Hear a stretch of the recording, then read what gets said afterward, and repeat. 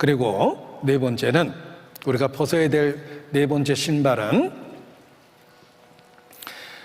본성과 관련된 게으름입니다. 이 게으름도 우리가 신앙생활할 때 벗어나야 될 태도임에 틀림이 없습니다. 주님이 재림하셨을 때 책망하시는 그 내용을 들어보십시오. 약하고 게으른 종아. 악하다는 건 하나님의 뜻을 저버렸다는 뜻입니다. 하나님의 뜻은 선입니다. 선을 저버렸으니 악합니다. 게으르다는 것은 선을 행해야 된다는 건 알고 있었지만 행하지 않은 그 상태가 게으름입니다. 마지막 때 사람들이 책망받는 내용이 우리가 가장 조심해야 될 내용입니다. 바로 게으름입니다. 게으른 종아. 게으른 자는 그 부리는 사람에게 마치 이에 초 같고 눈에 연기 같으니라 라는 표현이 있습니다. 아주 고약하고 괴롭다는 뜻입니다. 눈에 연기가 들어가면 얼마나 맵습니까? 이에 초가 얼마나 시리고 고통을 줍니까? 게으른 자를 바라보는 하나님의 마음이 그와 같다는 뜻입니다. 우리가 벗어버려야 될 태도가 게으름인데, 이 게으름을 한번 사전을 찾아보니까 행동이 느리고 움직이거나 일하기를 싫어하는 태도나 버릇 이렇게 돼 있는데, 조금 발전하면 불치병 이렇게 돼 있습니다. 이렇게 게으름 증후군이라고 해서 고치기 어려운 병 중에 하나가 게으름이라고 이렇게 평가를 해놨습니다. 처음부터 게으른 게 아니라 이 게으름도 자꾸 익숙해지고 상태가 점점 더 나빠진다는 문제가 있습니다. 악성 종양이 그렇습니다. 처음부터 큰 덩어리가 생기는 게 아니라 처음에 작게 생겨서 그게 치명적인 이유는 자라기 때문에 치명적인 겁니다. 작은 상태 그대로 있으면 늙어 죽을 때까지는 가지고 살면 되는데, 악성 종양은 이게 자라요. 자라니까 치명적인 겁니다. 게으름도 그렇습니다. 처음에는 작게 시작하다가 생활 전체에 나타나는 거예요. 상태가 점점 더 심각해집니다. 그래서 조심해야 되는 거예요. 초기에 잡아야 되는 겁니다. 디모데전서 5장 13절입니다. 디모데전서 5장 13절.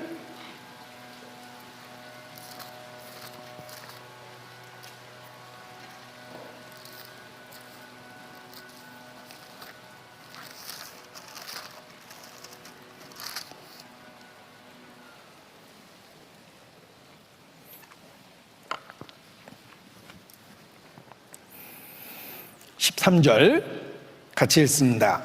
또 저희가 게으름을 익혀 집집에 돌아다니고 게으를 뿐 아니라 망령된 편론을 하며 일을 만들며 마땅히 아니할 말을 하나니. 보십시오. 게으름을 익혀라고 되어 있죠. 익힌다라는 말이 과정을 거쳐서 시간을 거쳐서 익숙해진다는 뜻입니다. 게으름이 그렇습니다. 조금씩 생겨서 점점 자라서 상태가 심각해지거나 생활 전체에 영향을 주는 겁니다. 이것이 게으름입니다. 게으른 자여, 네가 어느 때에 깨겠느냐? 좀 더 자자, 좀 더 졸자, 좀 더 눕자. 이게 게으른 자의 특징입니다. 좀 더, 조금씩 더 편해지려고 하면서 영적인 게으른 상태가 심각해지는 거예요. 우리 근육도 다쳐가지고, 예를 들면 관절과 근육을 생각해 보십시오. 이게 다쳐가지고 기부스를 했어요. 기부스를 한 기간이 길어지면 길어질수록 이게 굳어버립니다. 그래서 기부스를 제거했을 때 절대 전처럼은 못 움직여요. 기부스는 제거했는데 예전처럼 안 움직여지죠. 그래서 기부스를 한 기간만큼 재활 운동을 해야지만 예전처럼 돌아옵니다. 우리 게으름이 몸속에 들어오면 이게 점점 익숙해져요. 쓰지 않는 근육이 굳어버리듯이 우리 움직이는 근육을 마비시킵니다. 영적으로도 그러합니다. 영적으로도 게으르기 시작하면은 그 상태가 점점 더 심각해집니다. 그래서 말만 하고 살아요.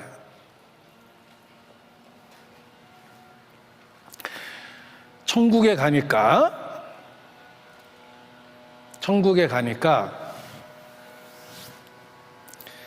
어느 창고에 입만 잔뜩 쌓여 있는 창고가 있고, 어떤 창고에는 발만 잔뜩 쌓여 있는 그 창고가 있었답니다. 그래서 천국에 이게 뭡니까 하고 물어보니까 천사가 대답하기를, 요 창고에 쌓여 있는 입은 주로 목사들의 입인데 말만 해서 천국에 대한 말만 했기 때문에 입만 온 거라고 이렇게 이야기하더래요. 목사로서 부끄럽습니다. 그런데 두 번째 발만 있는 건 뭡니까? 라고 그랬더니 요거 교회 다니는 사람의 발인데 교회당에 발만 오고 마음은 안 왔기 때문에 발만 일단 천국에 와 있는 거라고 이렇게 얘기를 했답니다. 자, 우리는 어떻습니까? 만약 순종하는 대로 천국에 간다면 입만 갈 것 같습니까? 발만 갈 것 같습니까? 귀만 갈 것 같습니까? 이 게으름이 우리의 삶의 전반에 다 나타난다는 겁니다. 그리고 게을러지면 망령된 편론을 하고 마땅히 아니할 말을 한다고 그랬죠. 행동으로 옮기지 않는 지식은 다 판단의 근거가 됩니다. 그래서 판단만 해요. 우리가 축구장에서 뛰어다니는 선수들은 프로입니다. 그런데 관중석에서 외치는 사람은 그거의 100분의 1도 공 못 차면서 온갖 판단 다 합니다. 조롱도 하죠, 선수들을. 그리스도인은 관중석에 앉아있는 사람은 없습니다. 우리는 다 그라운드에서 뛰고 있는 선수하고 똑같습니다. 게으르면 안 됩니다. 모든 수고에는 이익이 있어도 입술의 말은 궁핍을 이룰 뿐이라. 말만 하는 것이 잘못됐다는 뜻입니다. 그리고 게을러지면 핑계거리가 참 많아집니다. 변명거리가 참 많아져요. 보십시오. 잠언 22장 13절입니다.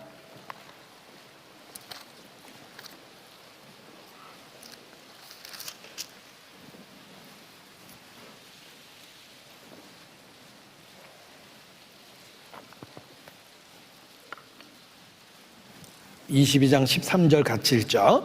게으른 자는 말하기를 사자가 밖에 있은즉 내가 나가면 거리에서 찢기겠다 하느니라. 잠언 26장 13절.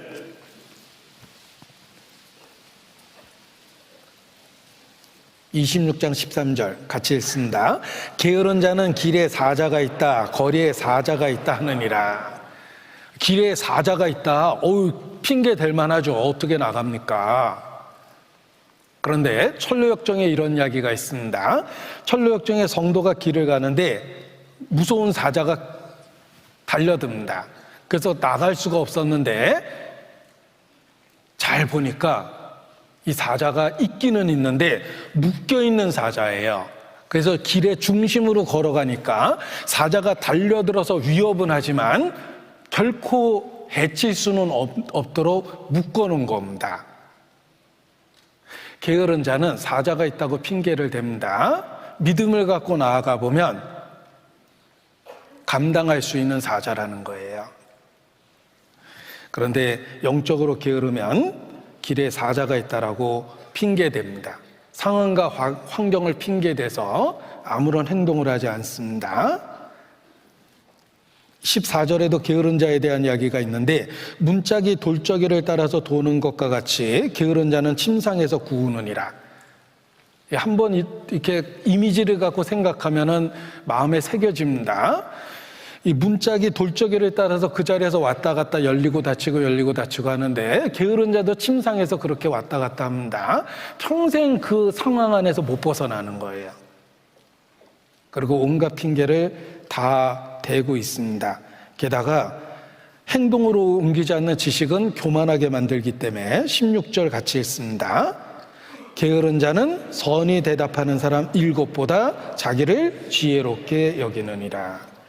결국은 행하지 않는 지식이 교만하게 만들고, 교만은 주님께서 가장 싫어하시는 죄 중에 하나입니다. 주님이 은혜의 보좌에서 거절하는 죄가 교만이라는 거예요. 교만한 자를 내어 쫓습니다. 그래서 지식이 많아지고 행함이 없이 지식이 쌓이다 보니까 교만해지고, 결국은 주님이 가장 싫어하는 상태, 내칠 수밖에 없는 상태가 돼버리는 겁니다. 그래서 게으른 자의 정욕이 그를 죽이나니 이는 그 손으로 일하기를 싫어함이라. 잠언 21장 25절에 보면 게으른 자의 정욕이 마침내 그를 죽이게 된다라고 경고하고 계십니다. 따라서 우리가 벗어야 될 신발 중에 하나가 바로 본성 속에 있는 그 게으름입니다.